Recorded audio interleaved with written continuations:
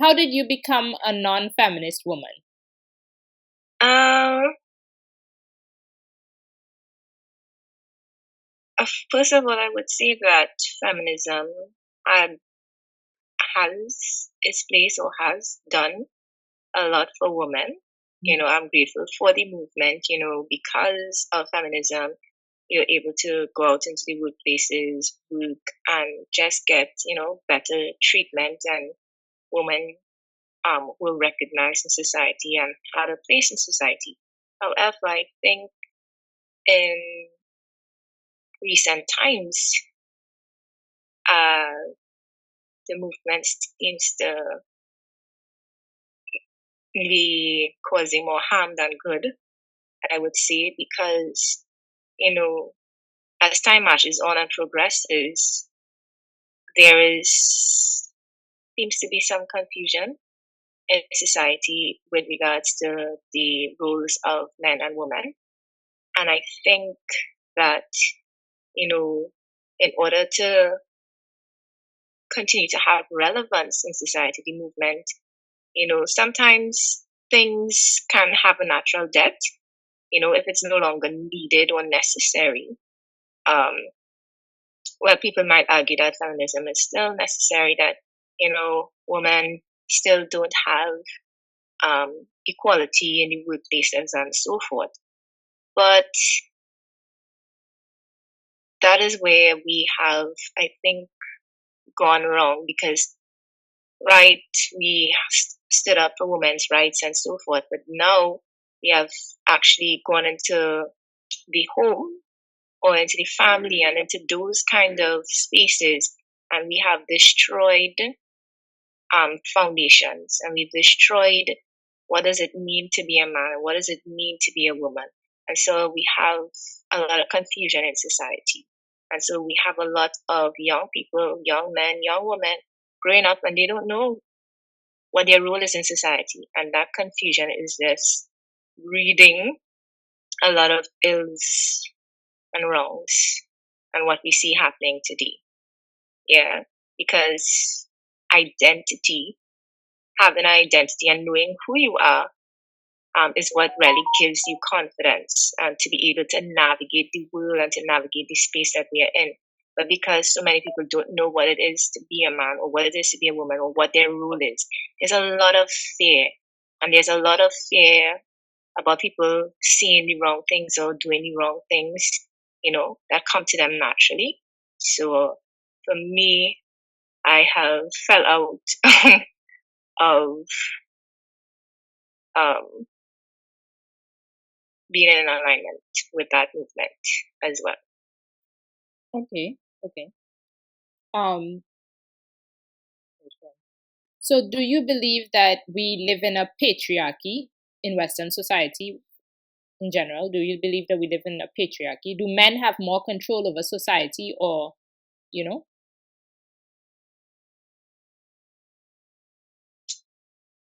Well, you see, that's a little controversial because I have to also um, explain where I'm coming from because I come from Christian values. Right. So that for us, that means that yes, men are considered to be the leaders.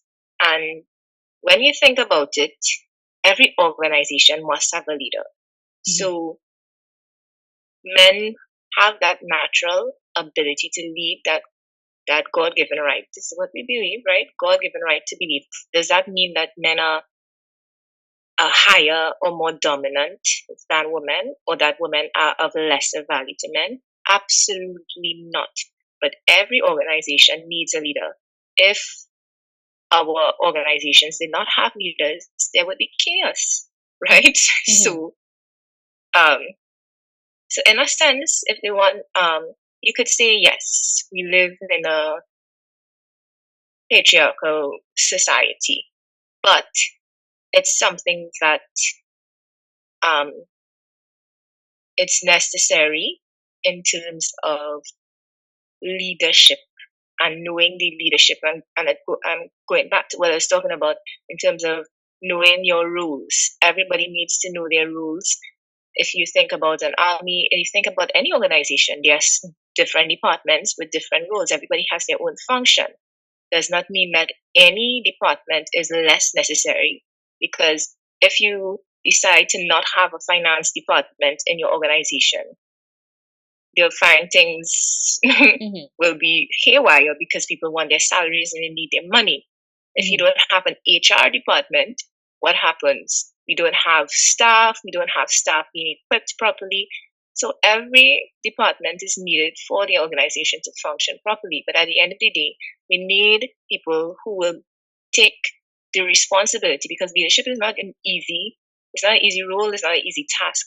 At the end of the day, we need people who are going to take those roles and say, hey, we want to do this. This is the way that we would like to go, this direction that we'd like to head in. Can women be good leaders? Of course. And I don't think society now that we live in stops or prevents women from being leaders at all. Right? I think women more than ever, do have that opportunity to lead if they so desire. So, if I had to really answer that, I don't think at present that we are living in a patriarchal society. And then also, to be honest, coming from the Caribbean and our context, we lived in matrifocal homes. So that's something, when you study sociology, they said, specifically in the Caribbean, you'll find that you find more women leading in the homes as opposed to men. So so just to give that context, like in the Caribbean, we have seen more women leading than men. So I'm accustomed to women leading. So I don't have this great fear of the patriarchy, as I think some of our European counterparts or North American counterparts have, and even in the workspace and stuff like that, we have a lot of women in leadership. So for me, the answer is no. I don't think I live in a patriarchal society. Okay. Well, you said because you're a Christian. How do you think that feminism is compatible with Christianity? Because this is something I kind of wanted to talk to somebody who's Christian and hear what they think. Do you think feminism is compatible with Christianity, or how do you think, how do you view feminism within the context of Christianity? Yeah. Or what would you have to say about these two things? Do they work well together? Do they not? Or what are the problems? So currently, this brand of feminism, no, it does not work well with Christianity. As I said before, in the past, feminism did address issues of injustice in society, and I think that was very compatible with Christianity. But this current brand is not compatible with Christianity whatsoever in any shape or form, because I go back again to the kind of values that it's espousing, and it's actually erasing foundation of society, which is to do with families. And so Christianity does deal a lot with the familial structure and that foundation. And we do believe in Christianity that men are to be the leaders in the home. And it's not about, again, I can't emphasize this enough, it's not about women being lesser and the males being dominant. It's just about organization and structure. So if you look at a business, there's a CEO. You look at any organization in sports, we have athletes, but every athlete has a manager. They have a coach, they have a trainer who is telling them what supplements that they need to provide for their training. And they have managers who will coach them and tell them which is the better competitions to go into, or stay away from this competition, or I don't think you should go there, and let's focus on this main competition instead, and don't use up all your talents and strengths on these smaller competitions. So anywhere you go, you have these structures, and I think that feminism is, in its zeal, has gone towards attacking structures that didn't need to be attacked. Okay. Right. And that has basically torn apart the fabric of society. Okay. what are your thoughts on traditional gender roles? So the role, traditional gender roles, like men being more providers, women being more with the home and stuff like this. I think there is practicality in the traditional gender roles. However, what I would say, so there's nothing wrong with the traditional gender roles, as that was a very practical way to organize the family and so forth in society. What I will say is that society has changed and progressed, and the kind of society that we live in now, which is very fast paced and demands a lot of our time and attention, it may be that traditional rules have to be reassessed, but um, and it goes to each family's dynamic. You have to reassess to what works with your family. Mm-hmm. So, because if we have, just because of the society that we live in, Mm-hmm. and we know that prices have skyrocketed, and it's really hard to make ends meet, so you might really need both parents to go out to work and so forth. So that may mean that they may maybe shared responsibilities, that men may have to cook, or men may have to take care of the kids sometimes, whereas before that was not something that was done, right? That might not have been a traditional role for the guy. Mm-hmm. However, because of the society that we live in, and one thing we know is that change is constant, so that those roles evolve, but there are some fundamental things that don't change, which I continue to reiterate, which is the man being the leader in the home. So it's not about, okay, now that the wife or the mother is working now, it all of a sudden means that, okay, she can boss around her husband and all of these things. Mm-hmm. Not saying that the husband's supposed to be bossing around the wife either, but I'm just saying that, it does not give us now the authority to usurp the original authority in the home, which is supposed to be the dad, right? Mm-hmm. So again, it leads to chaos. So just because the two adults are now working in the home, there still needs to be a leader, and there still needs to be somebody who has the responsibility for the home. And that traditionally is the man. And we still subscribe to that because, again, there must be a leader in any organization. Mm-hmm. So just because I am the woman and I am now earning money, and sometimes the women do earn more than the man, right? Does that now mean that she's the leader in your home? Mm-hmm. But I would think also that, like you say, there must be a leader. But I think you would agree that it would look something more like co-leadership. However, he has like just the 1% extra, I guess, or something like this. Or how would you? Because I guess like if you say it's a company or so, it's probably more like a 50-50%, but he has the 51% when we talk about decisions or so. In that he may be the final leader, but he still has to consult with the wife, and that's how you view it, right? Because I think people could also get confused in thinking that you're saying he rules, but I think it's more like it is still a like two parents, the woman and the man work together, and he consults her all the time, she consults him, but at the end of the day, if there are problems that cannot, he will, Correct. Yeah. And I think, even good to clear up that confusion. I think even in a company, the CEO does not make decisions in a vacuum. Right. Right. He consults. Exactly. You have heads of department meetings. You'll sit down. You'll discuss things, and you'll come to a decision. Mm-hmm. Right.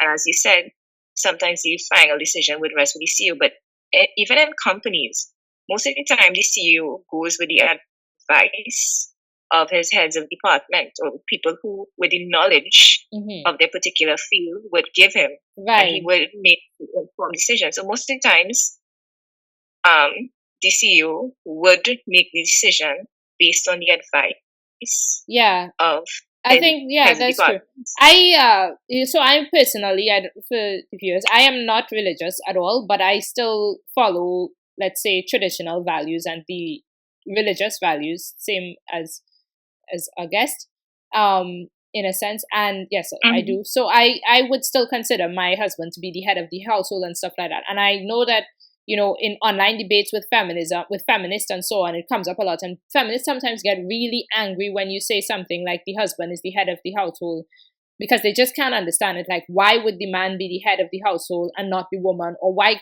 can't you all just do this equally and stuff like this?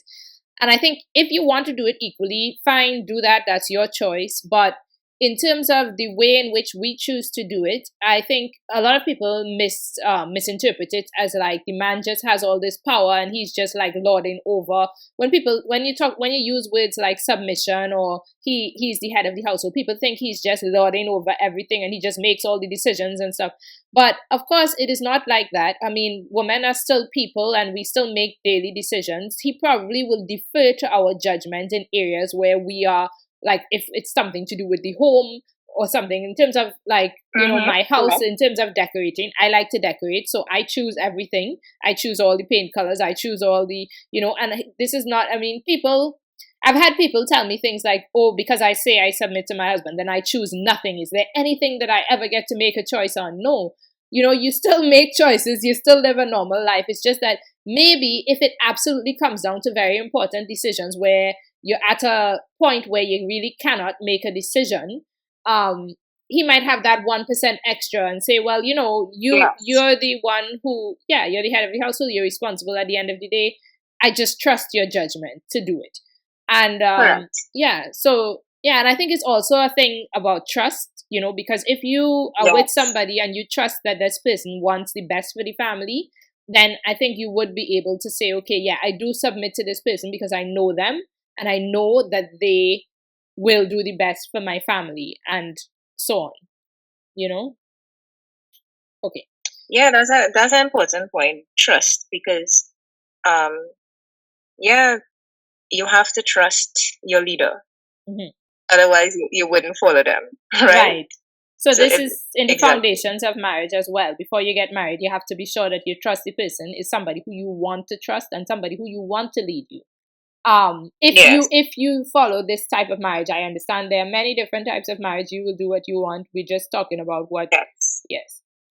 So okay, so the next question is on gynocentrism. Do you think that women have it easier in the world? Do we get more sympathy? Is the world sort of more centered to women, or do you think this is not true?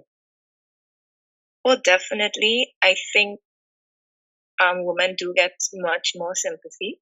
Mm-hmm. um, and to be honest, that is how traditionally that is Yes. how it was, right? Mm-hmm. Women were seen as the weaker vessels, and so you need to protect women. Mm-hmm. So when men would often be the ones who go out to war, right? He never used to send the women out to war, right? Mm-hmm. Because he wants to protect them and so forth. And and still, in a way, in society, still protect women, right? So Mm-hmm. even if women and children are always seen to be protected or need to be protected, Mm-hmm. right? And they always, if you look at the UN and all of these things, you see they are classified as vulnerable in Mm-hmm. society, Mm-hmm. women and children, classified as vulnerable groups in society. Mm-hmm. So even by that definition, if you just want to look at it clinically, yes, Mm-hmm. there is more sympathy towards women. Mm-hmm. And even with feminism and so forth, there's still um, a lot more sympathy towards women and women's rights, even as women have speaked out and spoke out about it and stuff. And so we see, like, there are men who are being abused as well. Mm-hmm. There are men in abusive marriages and relationships, but those things are not talked about or as prevalent, Mm-hmm. right? In society, there's not a lot of people rushing to help them, Mm-hmm. right? Because men are seen, right, as stronger. Mm-hmm. Yeah. Mm-hmm. Um, there are a lot of organizations helping single fathers. There are a lot of organizations that help single mothers. and even in the court system, how you see it's predisposed for the woman and the mothers, meaning that mothers will quicker get custody over the kids than the fathers, right? So yes, society is predisposed to women. And there's a lady, oh gosh, I wish I knew the name of the book.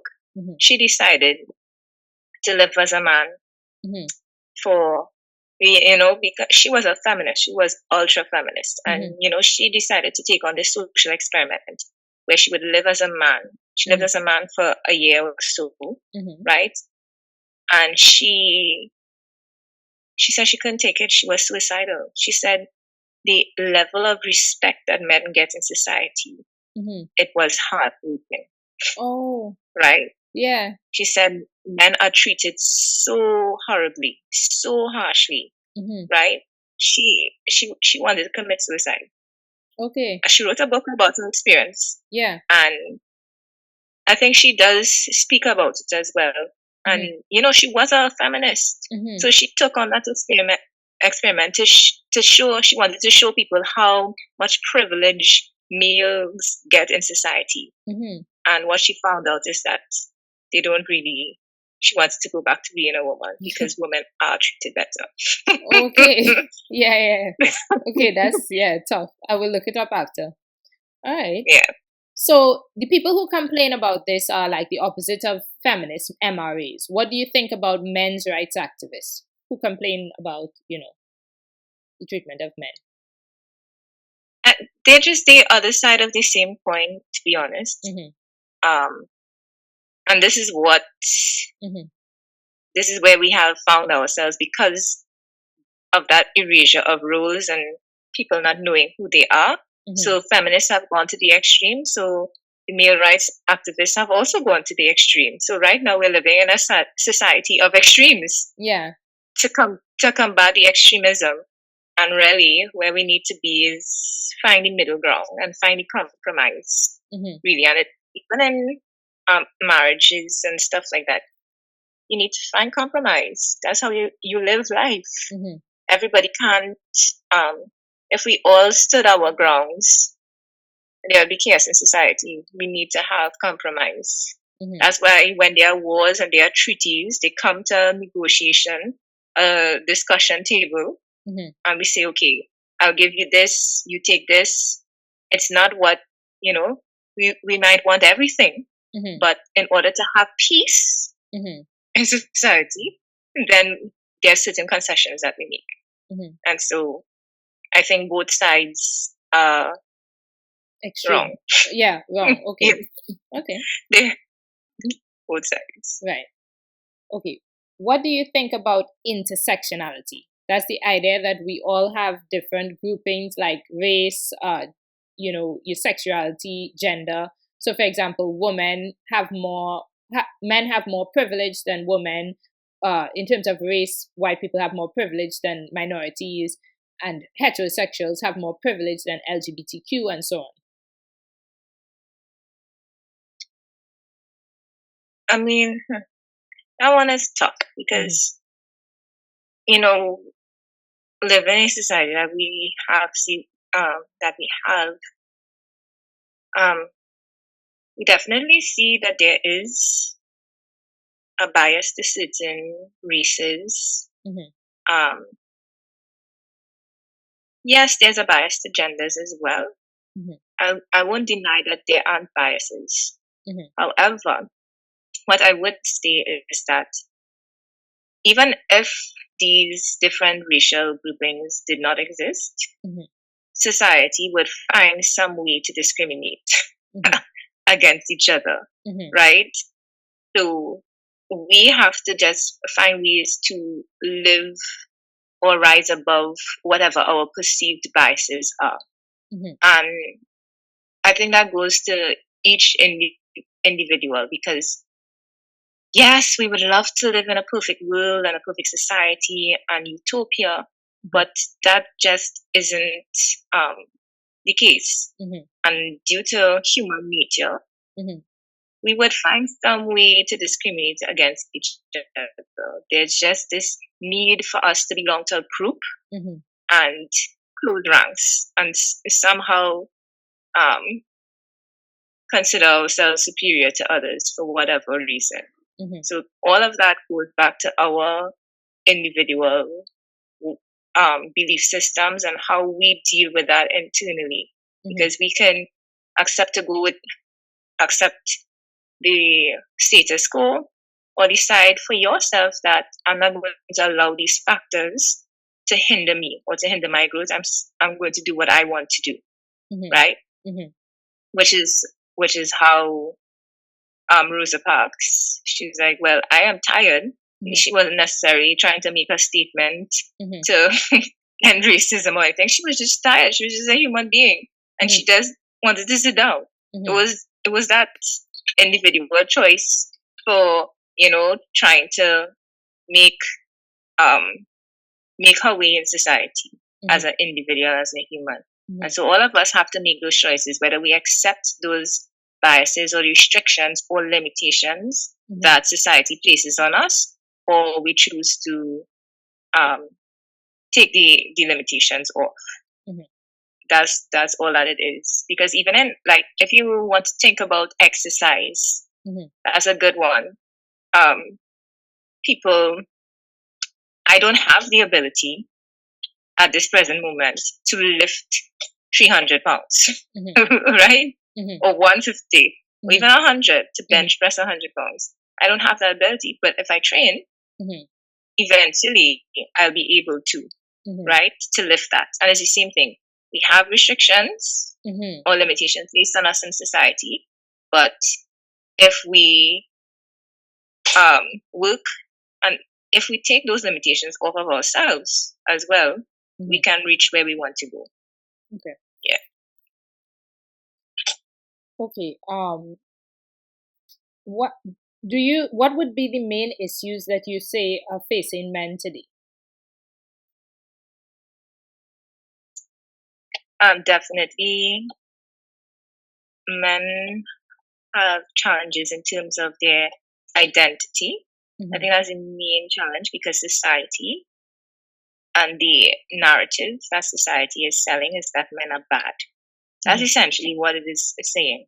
Mm-hmm. So could you imagine? We say, don't tell negative things to children and all of these things, but that is the image that society is selling to men, that they are bad, mm-hmm. that they don't like women, that they are oppressors, mm-hmm. and all of these wonderful things. Mm-hmm.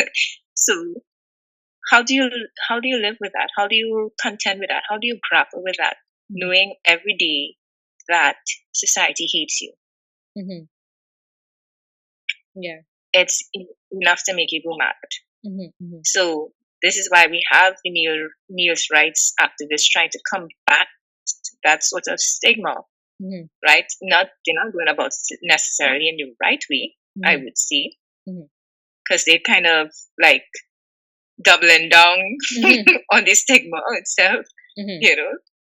Trying to say, well, we are this, picture of strength, and mm-hmm. that is what masculinity is about. Mm-hmm. It's not necessarily so, mm-hmm. right? Men are human beings too. They have feelings and emotions. Mm-hmm. So please do not try to represent yourselves as these, because not all men fall into this category of, well, being a man means you have to be strong and all these things. Mm-hmm. Right. There are men who are not so physically capable. So even with these males' rights activists, they are also excluding right. a certain sector. Yes, that's true. Because men are diverse. So some men don't see themselves like that. They will be excluded from, the ones who, but I guess there are diverse groups of male activists as well. So, but the whole thing is very confusing. That's true. Yeah. Okay. So let me see if I have any more questions. What are your thoughts on male reproductive rights? So if women are allowed to have abortion, do you think that men should be allowed to opt out of parenthood? To say in the early stages that they don't want to be a father and they want nothing to do with it, and therefore they don't have to pay child support? right? So because of my Christian beliefs, I would say no, no. because you don't But believe in abortion either. I don't approve of abortion, and I don't think that also that women get to decide as well to abort the baby without the father's consent. Okay. I think that's absolutely wrong. So, yeah, they both should shoulder the responsibility equally for bringing life into the world. So, okay. No, they don't. They are not allowed to opt out, and women themselves are not allowed to opt out either by through abortion and without telling the father, right? So I don't think abortion should be allowed to happen without the consent of the father as well. I think that's pretty cruel. Okay, fair enough. Yeah. Okay, well, that was the last question. Thanks a lot for interviewing.